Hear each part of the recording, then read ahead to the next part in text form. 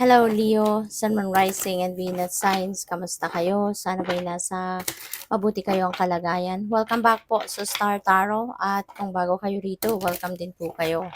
Please subscribe, like, share my videos and leave me a comment po kung naka-resonate kayo. Thank you. So, tignan natin kung ano ang mga messages ni Leo. We have the Two of Swords. May decision dito no na kailangan kayong gawin. Pero yung ano na 'to, yung decision na 'to, hindi pa parang hindi pa kayo ready for it, 'no? Kung ano man ang magiging desisyon ninyo, maaaring 'yan ay pinag-iisipan niyo pa or pupuwedeng ayaw niyo pang pag-isipan, 'no? Depende sa inyong sitwasyon. Kasi, I can sense also dito na maaaring na-confuse kayo, nako-confuse pa kayo, 'di ba?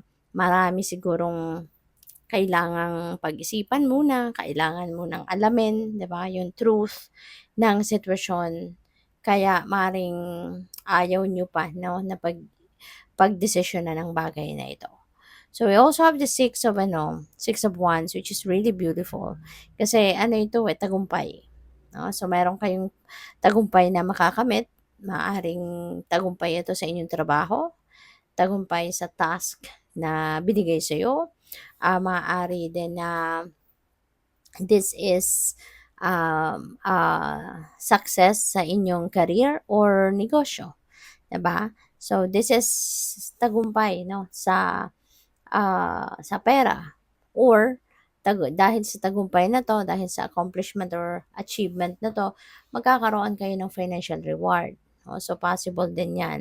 Kaya this is also the time na magiging prosperous kayo at magiging abundant kayo kasi nga merong dadating na pera, merong financial gain 'no, na dadating. Kaya this is really an exciting period sa buhay ninyo 'no, na magkakaroon kayo ng yung sorry naman, yung sipag at tiyaga na ginawa ninyo in the past, yan ay magbubunga na sa ngayon. At aside from possible na financial reward na makakamit ninyo, o pwedeng may bonus yan, ano, or baka mabigyan kayo ng pay raise, or baka mabigyan kayo ng promotion. So, those are just the possibilities, no, na maaaring mangyari or maganap dito.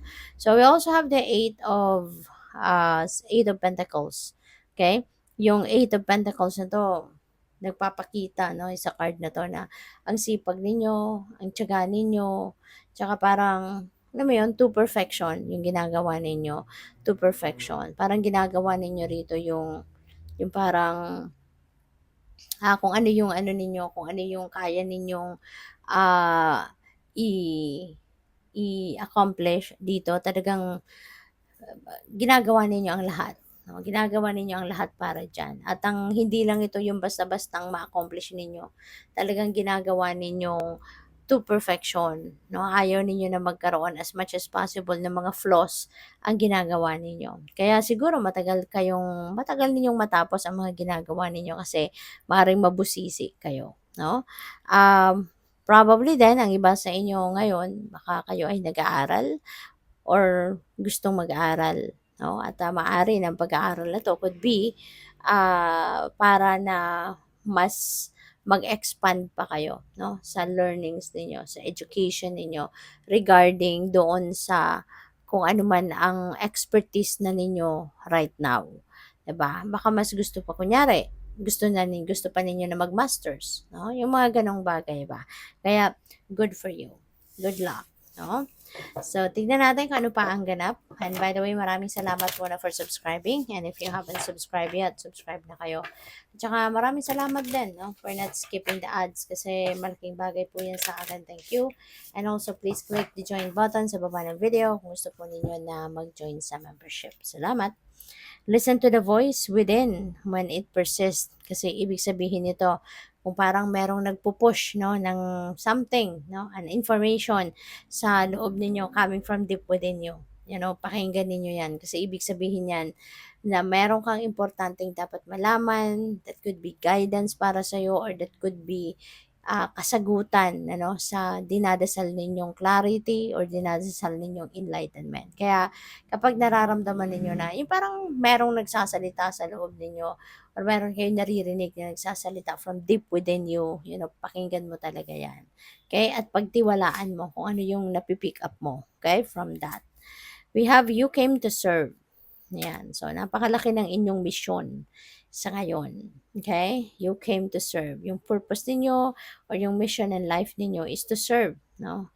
The people around you, no? In different ways, in any way you can. 'Di ba? Nagaling, no? Gamit yung inyong talent, yung inyong skills or spiritual gifts, 'di ba? In any way you can, you will be helping other people. You will be serving other people kung ano man ang kailangan nila. Maring you will be there to support them, to provide for them, yung mga ganon. Depende sa inyong sitwasyon. So, we have send out help to others. And ito na nga, diba? You came to serve. Kaya maaari talaga no, na ikaw yung go-to person no, ng mga taong nangangailangan ng tulong. Maybe kung meron kayong mga tao sa paligid ninyo, kaibigan, kamag-anak, katrabaho, 'di ba? Or even strangers siguro, 'di ba? Kayo yung nilalapitan. Kasi, maybe they are magnetized towards you kasi alam nila na ikaw yung makakatulong sa kanila. Ikaw yung merong alam, ikaw yung merong pera, ikaw yung merong wisdom, 'di ba? That could help no, kung ano man ang sitwasyon nila kaya maaari ikaw ang nilalapitan, ikaw ang hihingian ng tulong and ikaw naman hindi mo din sila mahindian, no? You are very helpful, very supportive, no? Kaya hindi mo rin sila mahihindian, kaya sige lang, nandiyan ka din para tumulong sa kanila or magpadala ng tulong. So, we also have when it feels right, then do it. Kaya nga, kung ano nararamdaman ninyo, from deep within you. Kasi for sure, you will be guided, no? Ng universe kung ano yung kailangan ninyong gawin. And siguro kapag, kunyari, meron kayong idea, 'di ba? Meron kang idea na this is what I'm going to do. Kasi alam ko na ito yung makakatulong dito sa sitwasyon na ito, 'di ba? And then, mararamdaman ninyo, you will be feeling excited, you will be feeling happy, great, 'di ba? Magaan ang pakiramdam ninyo sa ideyang 'yon. Then that is a yes. Pero, 'di ba? Kapag ang nararamdaman ninyo, merong iniisip kayo na ito yung gagawin ko, ito yung steps na iti-take ko ganito para ma-achieve ko ang kung ano man ang goal ko, 'di ba? Tapos meron kang pag iniisip mo 'yan, yung parang meron kang kaba, meron kang takot na nararamdaman, meron kang pag-aalinlangan, 'di ba? Then that is a no. Okay? Huwag mong gawin. Hindi 'yan, no? Hindi 'yan ang para sa iyo or that is not the best for you right now or maybe that is not a good idea. Maaaring hindi 'yon ang makakatulong sa iyo, 'di ba? Kaya kailangan para pakiramdaman mo yung sarili mo. Okay? Pakiramdaman mo, listen to your body and listen to your intuition, no? Kasi it will guide you towards the right decision, towards the right path. So good luck. Thank you for watching. Love and light. Namaste.